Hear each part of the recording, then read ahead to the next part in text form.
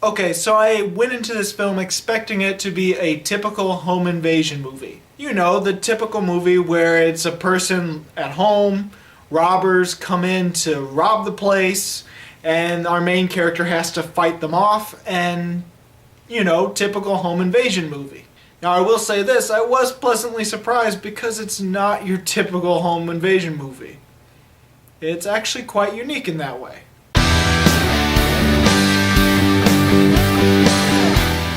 It's a very generic title for a film, especially to a film that's surprisingly a little bit more original than I would have guessed. Well, it's about this young woman who is living with her brother. Now, her brother has cancer, he's slowly dying, and within the first 10 minutes of the film, he does die. Now, surprisingly, they have quite a load of cash. And so when people catch wind of this money, of course, 3 people come to rob the place while the brother's funeral is going on because they expect her to be at the funeral.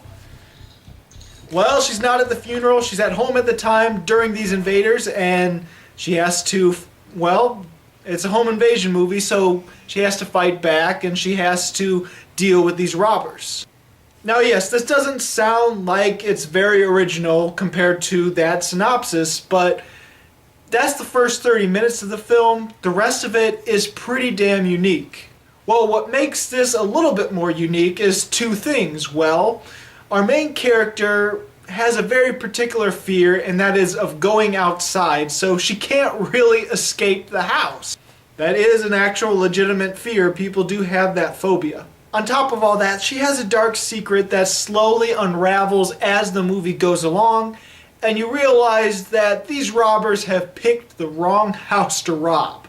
Now, I'm trying to make this review as spoiler-free as possible, but it is a little difficult when it comes to this movie because 2/3 of the film is the unique part of the movie, while the first third of it is your typical home invasion movie. So it starts off making it look like it's going to be your typical fun home invasion movie that's really thrilling, suspenseful, exciting. The last 2/3 of the movie happens and you realize this is something very different. And it does play out a little bit more dramatic, a little bit more of a drama, mixed with thriller elements. Now, I'm not going to say it's completely original. Some of it does remind me of movies like The Collector, but The Collector is very different because it has more of that fun, gory, entertaining vibe. It's got more of that horror movie element, while this has more of a drama element and has a bit of a darker unraveling as the movie progresses.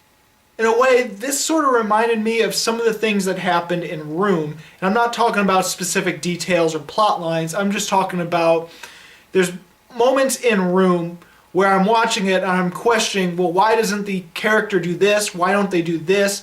And then it's explained about a couple minutes later and I realize, oh, that's why. That makes total sense now.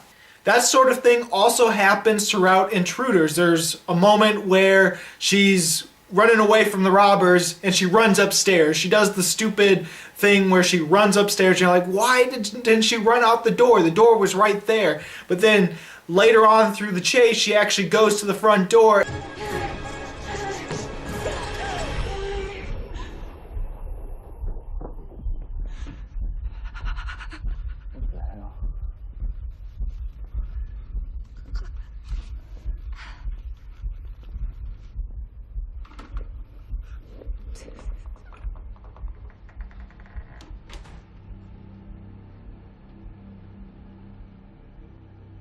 And she just becomes paralyzed and you realize, oh, she's afraid of going outside. No wonder she ran upstairs. The movie is chock full of little moments like that, as well as moments where it's slowly unraveling her past and what her and her brother might or may not have done. I'm not going to go into details. Now, if you're looking for a home invasion movie that's really fun, entertaining, gory, very dark, very horrific, something thrilling, this may not be for you. It does have its suspenseful moments. It does have moments where it is a little bit more fun, but not to the extent of other home invasion movies like The Collector or plenty of other movies like You're Next. Like, it doesn't have that entertainment value going for it. It does try to be a more subtle, more suspenseful drama.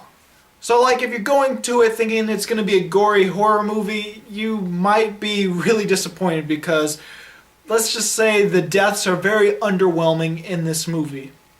But I didn't mind it because I saw it as an indie drama, and more so an indie drama. I thought all the characters, including the robbers, were handled nicely. I thought the actors did a pretty good job of it.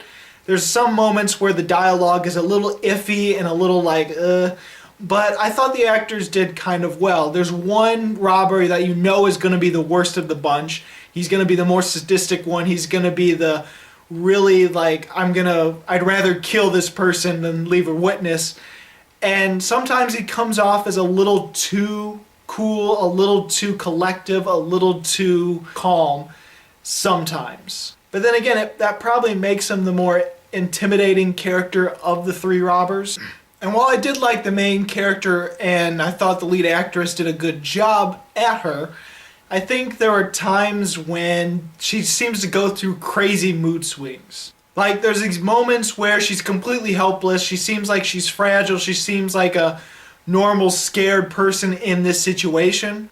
While then there are times where she does a complete 360 and she becomes this dark, almost serial killer-like person as she's just looks completely crazy, and then she gets all scared the next scene after that. She goes through these weird times where it's like, should I be rooting for this character? Is she actually crazy? I don't know what's going on. I'm just saying it is a little distracting, but it makes sense in the long run, but at the same time, like I said, it's just a little distracting at times. Also in this movie, there's a side character that gets involved in this entire mess, and he's the delivery boy. He delivers the food to the house, and he has a crush on our main girl.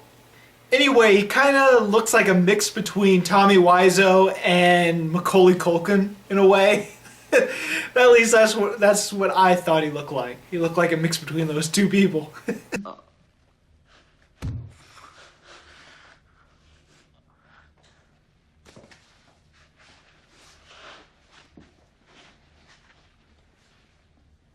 Now, I will definitely say this is definitely not for everyone, especially if you're going into this thinking you're going to have this entertaining, horrific, really action-packed thriller home invasion movie. And I do have to say, towards the middle of the film, it does get a little slower. It doesn't feel as though our main girl is in much danger. Yeah, in the first third of the movie, she is vulnerable. She does get in trouble. It feels like she's in danger, and it does have some really suspenseful moments as she's hiding. But then she gets the upper hand on the remaining robbers, and the next 30 minutes after that, it is kind of slow because it feels like she has the upper hand, because she does, and she has the whole thing under control, it seems, until the last act of the movie. During the middle of the movie, it does feel a little slow, and it doesn't feel like there's much danger except for the robbers themselves. But I definitely still like this film, so I'm going to give Intruders 3 stars. It's definitely one of the better January movies to see. I've been seeing a lot of crap. Anyway, have you seen Intruders? Did you get a chance to? If not, what is your favorite home invasion movie?